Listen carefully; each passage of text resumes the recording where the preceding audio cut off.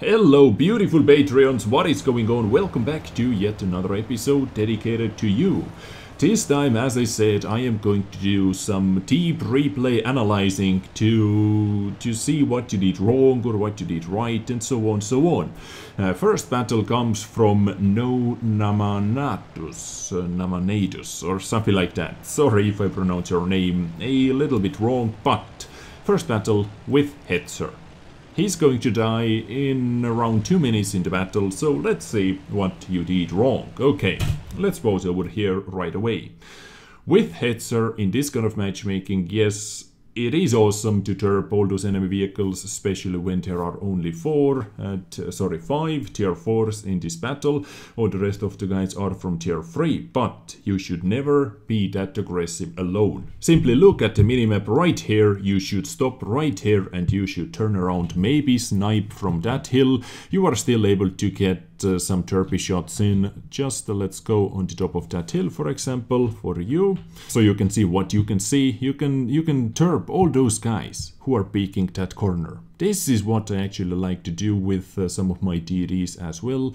When I get STRV 103B action, for example, this is really good position because usually medium tanks are going to be over there with lower caliber guns, so they are not overmatched. They are not able to overmatch STRV's armor, and I'm able to take many poking shots. And even though when there is only one RT in the battle, if you get spotted, you really should reposition from this position, especially because on city maps like this map is kind of a city map, artillery is having hard time finding good shots, good targets, so artillery is looking for an open ground, and you are as good target as any in this matchmaking. So your first mistake, of course, you are going to be a little bit too aggressive with your tier 4 Hetzer. You can do a lot more work when you are sniping, and just look at the minimap.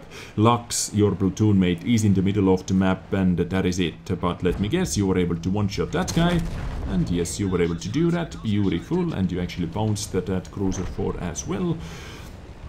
So first kill in the back, not bad, but still you are completely alone over here with 7.26 second reload time. Let's see. Oh, UI, or how you call it, UE57. This vehicle actually has the best camo, I think, if I remember correctly, or one of the best camos in this game. So let's move on. Second kill in the back. So far it is working for you, but once again, thinking about all the other situations, this was way too aggressive of a play. Panzer 3E, are you able to one-shot that guy as well? Yes, of course you were able to do that. D29 tier 3 vehicle, you should turn towards him right away, even when he was able to shoot you. Come on, boom, yet another one-shot. Turping with his Hetzer, yes, this is just, when this gun works out, or when this tank performs, it is quite an awesome vehicle. So now you have cleaned up this area. Let's see what you were able to do to that Hetzer. Maybe one shot. Marder 3 has been spotted as well behind you, dude. Look at the minimap, and Marder 3 is able to put yet another shot into you before going down, and he actually was able to take yet another shot, but he missed, and enemy Hetzer finished you off. So once again, you did a lot of work over here. You were able to get 5 kills, but let's not be result oriented. It worked out this time quite nicely. 5 kills in around 2 minutes in action. This is pretty good. But all the rest of the times, when enemy team is going to send 3 or 4 vehicles towards you, you would have been dead after killing that first cruiser 4, or whatever you killed. So what went wrong in this battle? You were a little bit too aggressive for your vehicle. Yeah, but still good work, 5 kills. But as I said, let's not be result oriented. It is super easy to be result oriented, like it worked out this time, but it doesn't work out the next 9 times. Yeah. So, first battle from it is hard to pronounce your name, dude. No mana. Okay, no mana, out of mana. Let's move on into the next replay. So this next replay comes from the Berlin Wall, who is playing with AMX 1375, Tier 7 French light tank in 357 matchmaking, and he is in the middle of the food chain. Alright, Westfield map, and the start is pretty standard.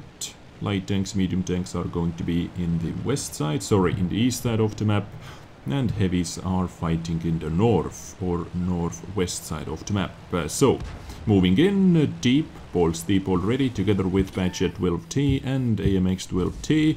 Lonely T71DA decided to be a little bit too aggressive, and I believe you guys are able to pick up the kill. Yes, indeed. One autoloader versus two autoloaders. This is fairly easy. So let's continue watching. So far, everything has been nice and handy. Textbook. Soon reloaded, maybe one shot into the Cromwell, and yes, you were able to do that. I really like this position where you are at the moment, simply because of those pushes over here. They provide such a good cover. You can outspot a lot of enemy medium tanks, light tanks, and you can pull back to keep all those pushes between you and the medium tanks. This is exactly what you are doing as well, to prevent yourself getting spotted. So far, well played, well played. And Rudy has been destroyed, so second kill in the bag already. Once again, you are doing some spotting, trying to spot something, and I can see that you are playing with binoculars instead of coated optics. Interesting choice.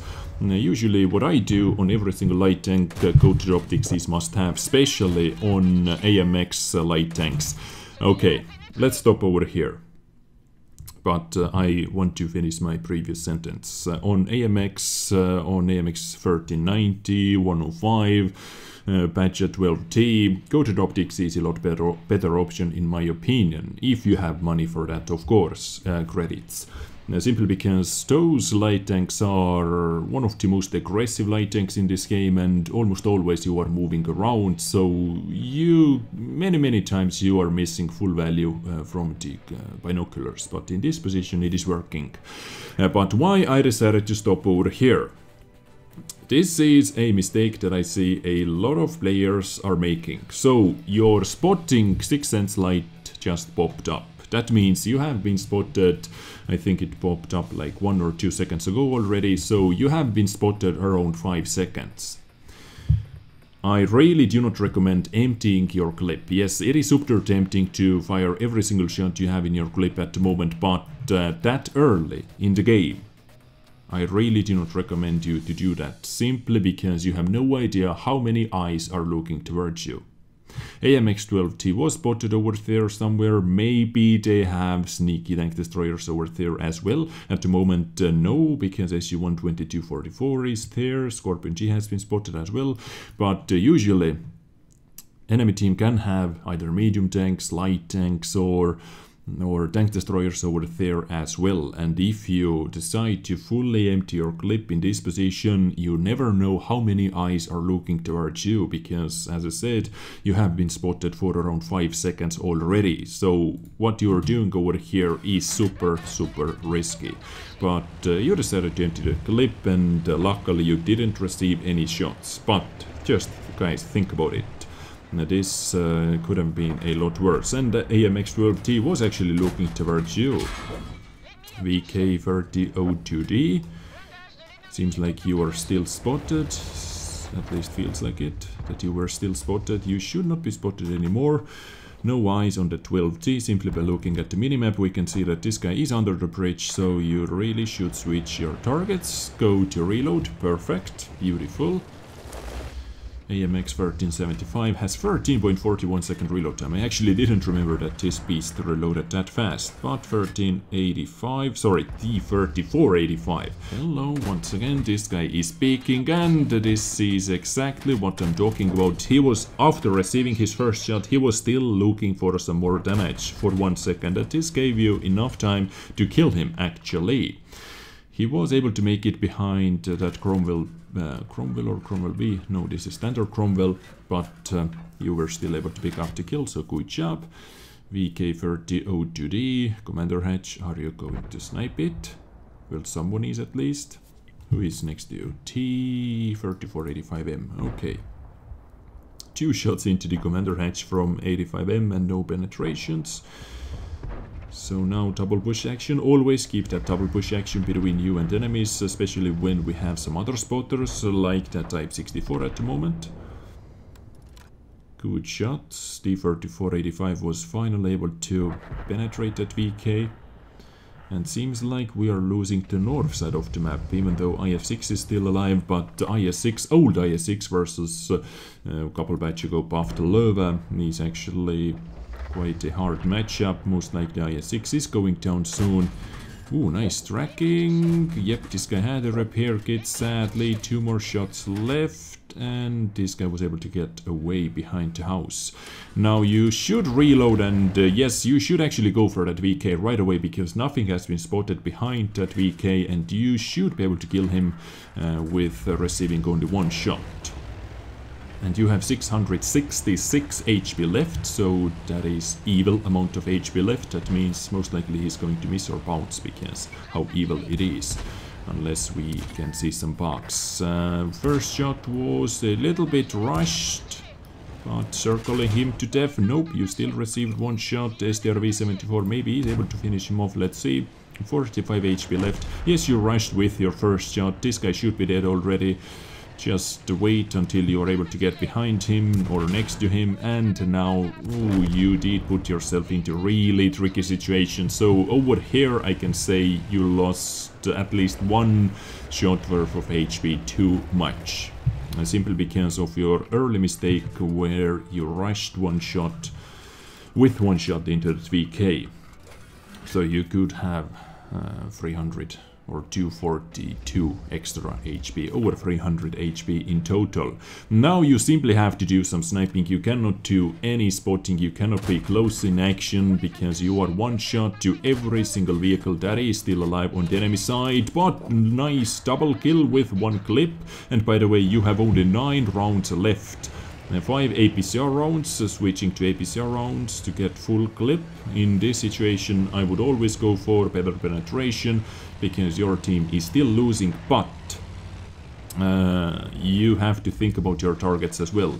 Wasting APCR rounds on those guys is not super effective, because enemy Löwe is still alive. So maybe actually in this situation, in this position, if I'm thinking about it once again, AP round would have been a little bit better, because thanks that can be over here, you were able to penetrate with AP rounds anyway. Löwe's last known position was still, nice fire by the way, was still at the C2, so you should have kept your APCR rounds for that Löwe.